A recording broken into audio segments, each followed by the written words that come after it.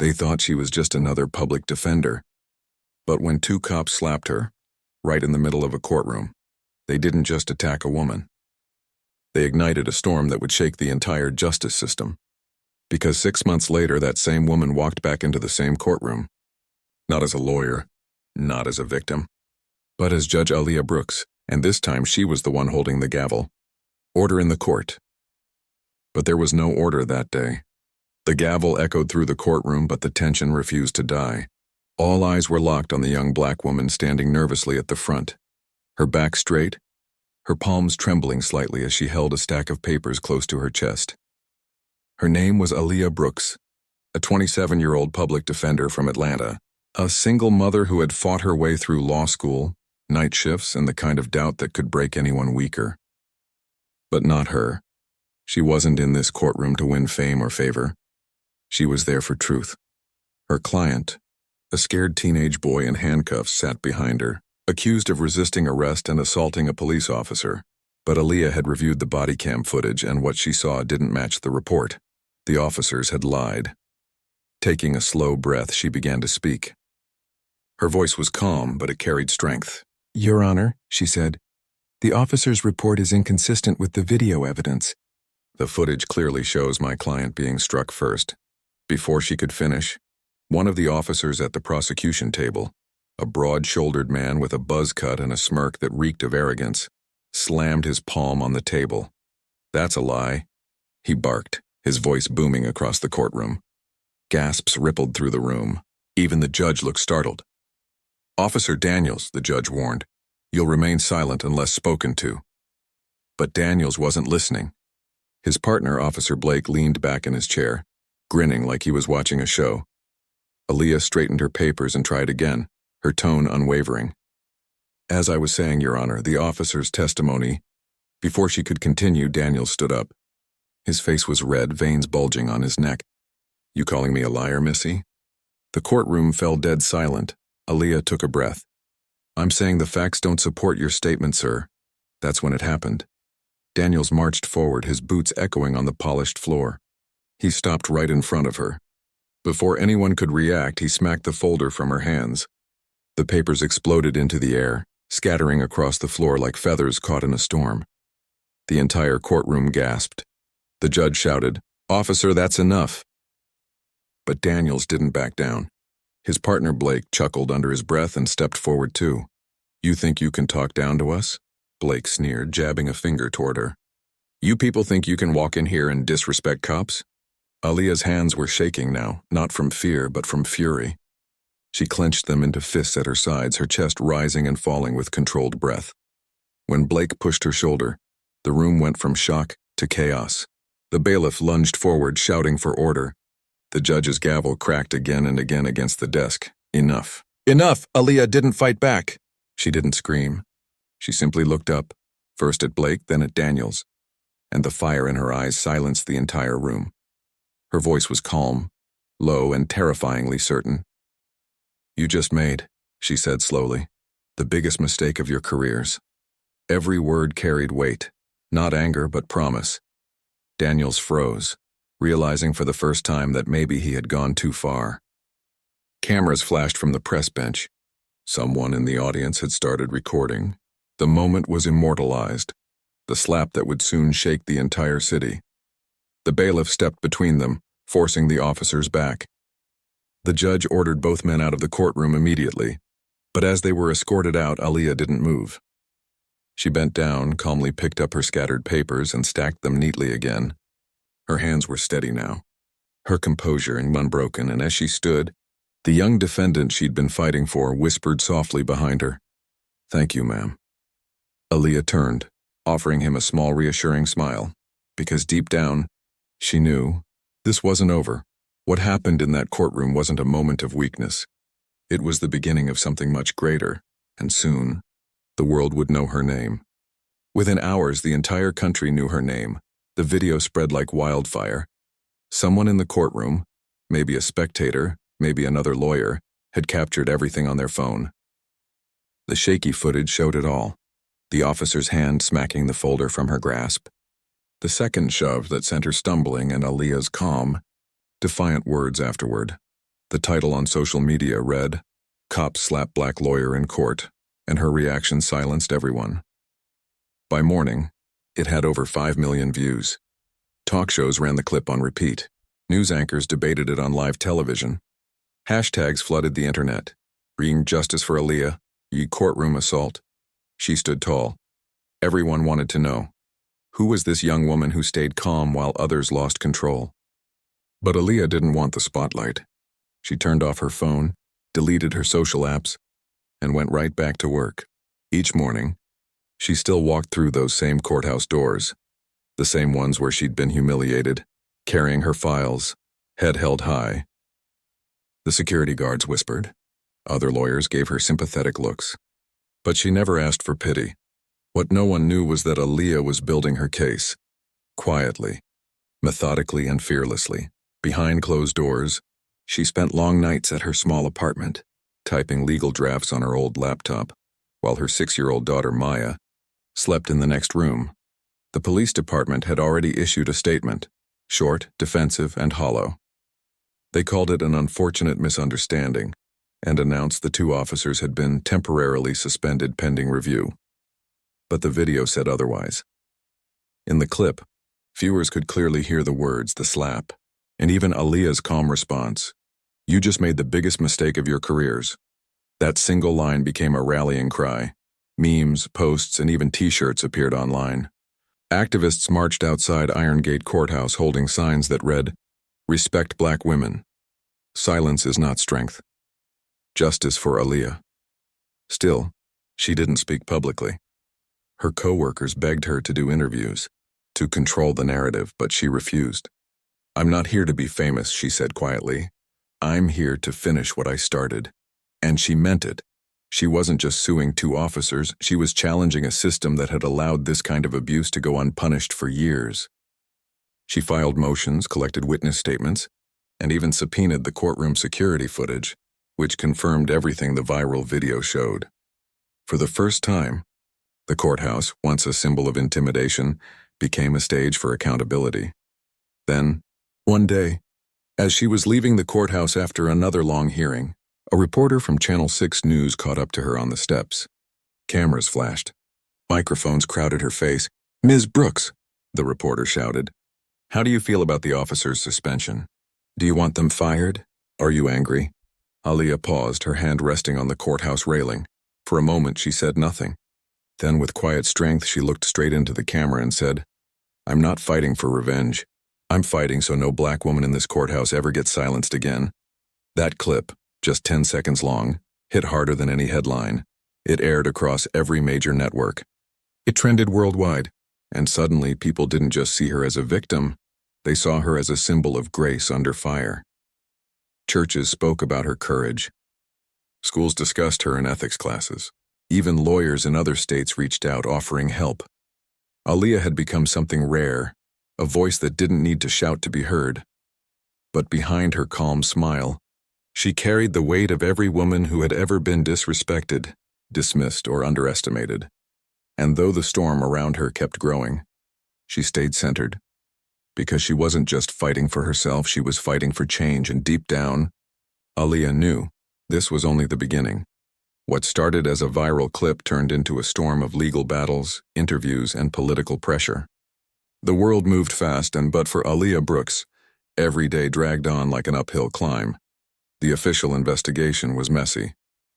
The police department hired lawyers to protect the 2 officers, Daniels and Blake, trying to spin the story. Their defense? That Aaliyah had provoked them, that her attitude was disrespectful, that they felt threatened.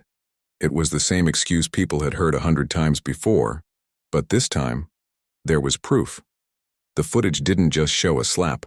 It showed the arrogance, the power imbalance, the disrespect. It showed a woman standing tall while 2 men tried to silence her, and failed.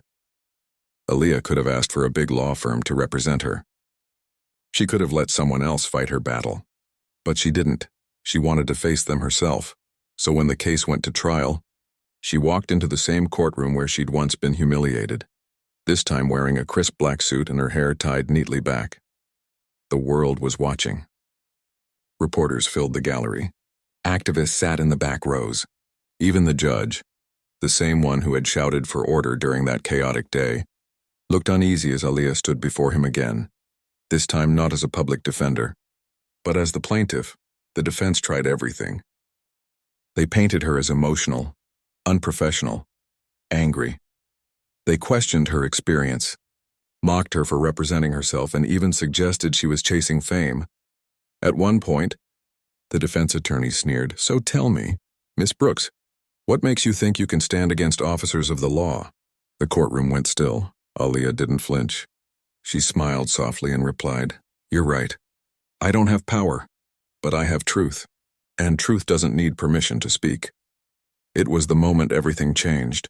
Even the jury members shifted in their seats, their expressions softening. Because they saw it too. She wasn't angry, she wasn't dramatic. She was real. Over 3 long days, she presented her evidence and the phone video, the courtroom footage, witness statements from lawyers, and even the bailiff. Every piece connected like puzzle parts until the truth became impossible to deny. By the time she finished her closing argument, you could hear a pin drop. She looked at the jury and said quietly, "If we let this kind of behavior go unpunished, then every person who stands for justice will fear speaking again. I may be one woman, but this case isn't about me. It's about what's right." Then she sat down. The jury deliberated for 4 hours. When they returned, the air was thick with anticipation. Reporters had their cameras ready. Activists held hands. The foreman stood and read the verdict. "We, the jury, find both defendants guilty of assault and misconduct." The room erupted. Some cheered, some cried.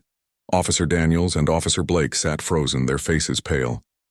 The bailiff approached them, the same man who had once rushed to defend Aaliyah, and now he was the one placing handcuffs on them.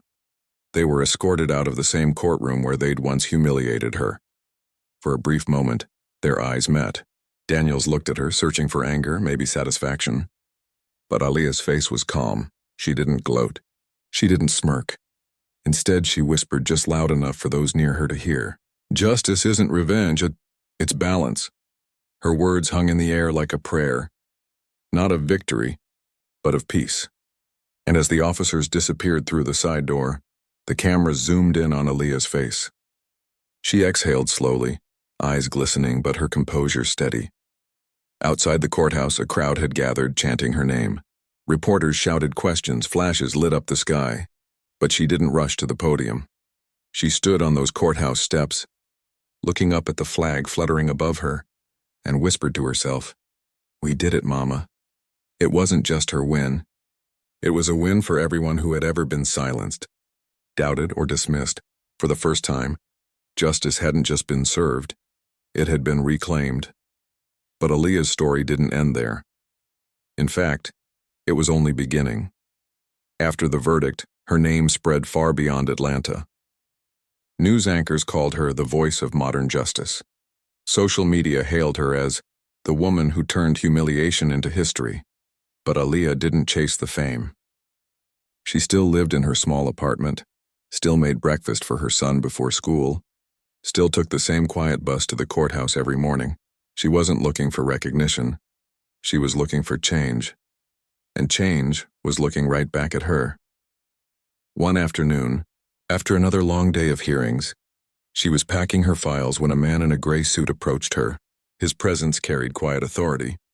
His name was Judge Howard Miles, one of the most respected federal judges in the state, known for his fairness, wisdom, and humility. He smiled warmly and said, "Miss Brooks, I watched your trial from start to finish. What you did took courage and integrity. We need more people like you in the system, not outside of it." Aaliyah was stunned. "Thank you, Your Honor," she said softly. "I was just doing my job." Judge Miles shook his head. "No, you weren't. You were doing what's right. And that's rarer than you think."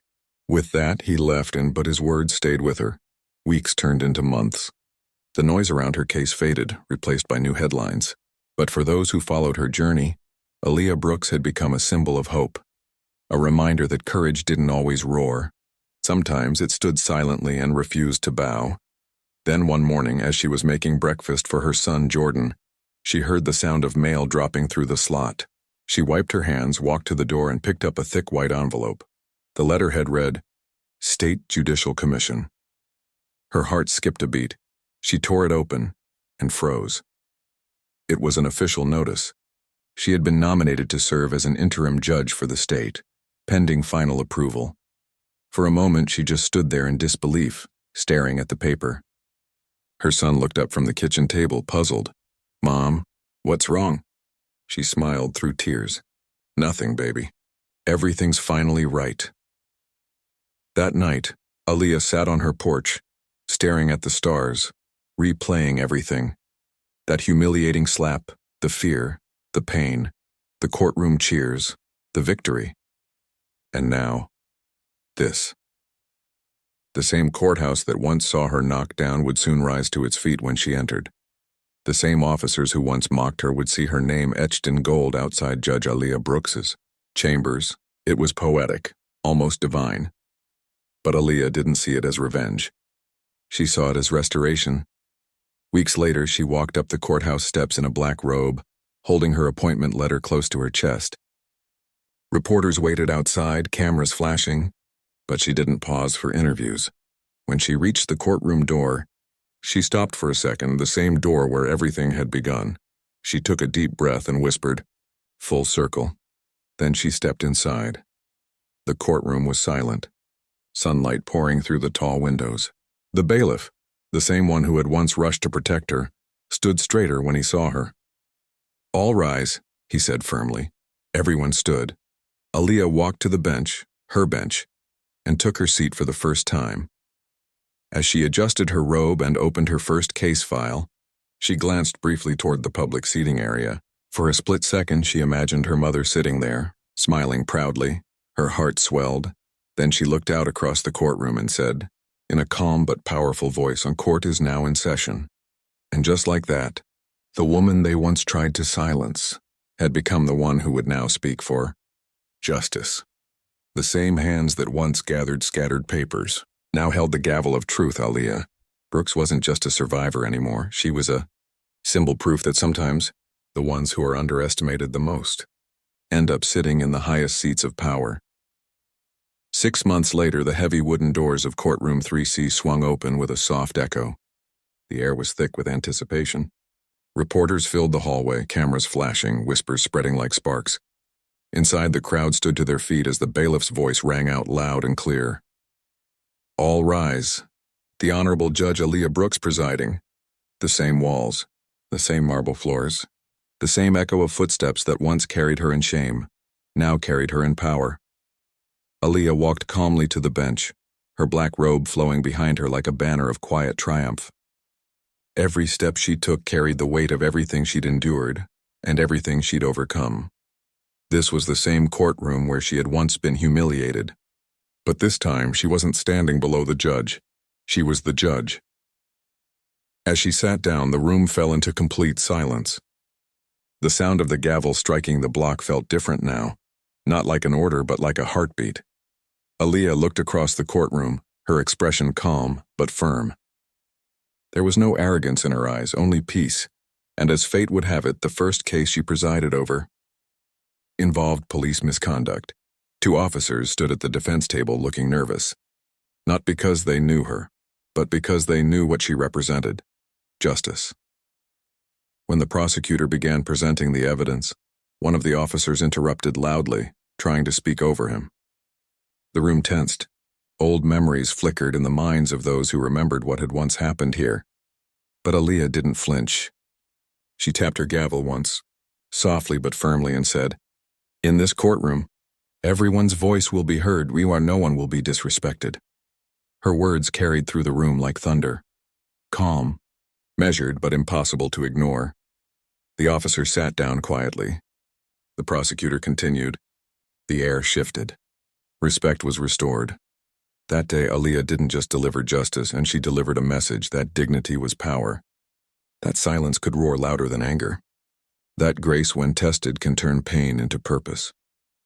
Hours later, after the verdict was read and the crowd began to leave, Aaliyah stayed seated for a moment longer.